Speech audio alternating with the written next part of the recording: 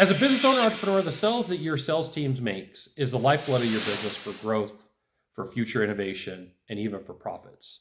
So what happens when it goes sideways? What do you do, and how do you find this out? This is a fantastic question. I'm Scott Sylvan, coming to you live for Consulting Secrets on a perfect day to talk about sales and business and a fantastic day to talk about you. I'm coming to you live from Salt Lake City, Utah. So in my own personal business, in my own personal practice, I have to make purchases just like anybody else. And so it really comes down to, how do I decide who I'm going to use for the product that I need? Well, some of it can come from a referral, some of it can come from ads, and some of it can come from social media.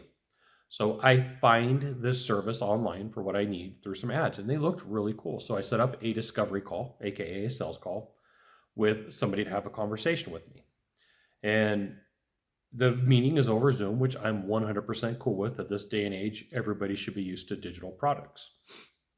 So this meeting's supposed to start at 9. I jump on at 8:59. And I'm always a few minutes early for meetings because I just like to be on time. So I'm sitting there waiting. It hits 9 o'clock. It hits 9:01. It's not until 9:06 that the salesperson jumps on the call. And from the very beginning, the guy has a little bit of an attitude, doesn't apologize for being late, and won't turn his camera on. So I'm not jumping onto a meeting looking for red flags, but I'm getting yellow flags right off the bat. Like, what? In my mind, I start thinking, like, okay, what are some other reasons why I shouldn't make this purchase? And I'm fighting internally, and I'm sitting here thinking, well, this guy is trying to have a conversation with me. Should I stay on this call or should I not get off? Should I get off the call? And so, guy's late, won't turn on his camera, gives me like a 4-sentence overview, and within 6 minutes, we're into price. Within 6 minutes, we are having a conversation about what the investment looks like for this product. And I'll give you the ranges. It was $100 for good. It was $600 for better. It was $2,500 for best. And so the sales guy automatically shoots mid and shoots at the $600 product and saying, this is everything that you're going to need. And I go, how do you know this is what I need? And he says, well, the $100 product is really meant to get you on the phone. And he's telling me this. The $100 product is really meant to get you on the phone. If you really want to see any type of lift, you really want to see any type of momentum, the best product that you're going to look at to start with is going to be the $600 one. But realistically, you need the $2,500 one in order for this to work. I'm like, what was the purpose of this call? I still got questions. Like, money aside, I need to know how this product works. And at the end of the day, I didn't align with the values of how it would present me as a professional. So, by 9:22, I'm off the call. Okay, Scott, what does this have to do with me and my sales team?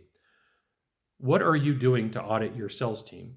And then number 2, if you have a sales manager or a sales trainer, what are they teaching your team to be out there? So let's start with the audit. You should have a sample of what your salespeople are saying and what they're doing out in the field. And this could be from a live recording that's authorized by the end user and you, not a doctor, attorney, marriage counselor, or therapist, but at the end of the day, what you need to know is the recording has some legal ramifications, so you have to ask in some locations.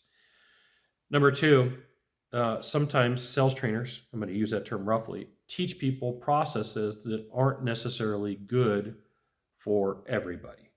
And on the call that I was on, the guy was frustrated. He was flustered when he got on the call. He was more flustered when he got off. And one of the things that happens is when salespeople go into a sales slump, they tend to start taking out parts of their presentation to speed up to get to close the deal. And so this guy that I was talking to did exactly that. He was speeding through the process to get to the end to close the deal. And then when he didn't close the deal, he was frustrated with me. Well, that's his role and responsibility to give me a good presentation, and he didn't do it.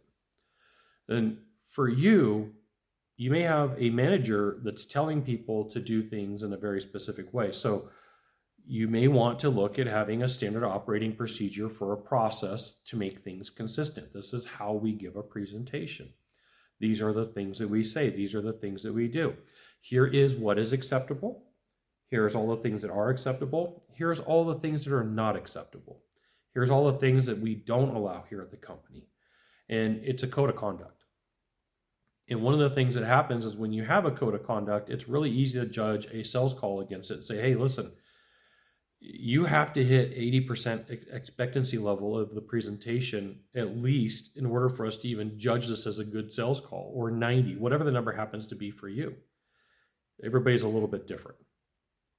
But by taking some time and figuring out what the salespeople are saying and what the salespeople are doing, especially since marketed leads are so freaking expensive, it doesn't matter the industry or the service, it doesn't matter the product. Ultimately, at the end of the day, if you're looking for an exit for your business or you just want to be more profitable, paying attention to what the sales team is doing is one of the best ways for you to do it. You got 1 of 3 things to do from here, just 1 of 3. Find the subscribe button, click on it. Every time I send out a video, you'll get an update. 2, hit follow. 3, you know what you got to do. Share this video with a friend. We'll see you soon. Thanks for watching.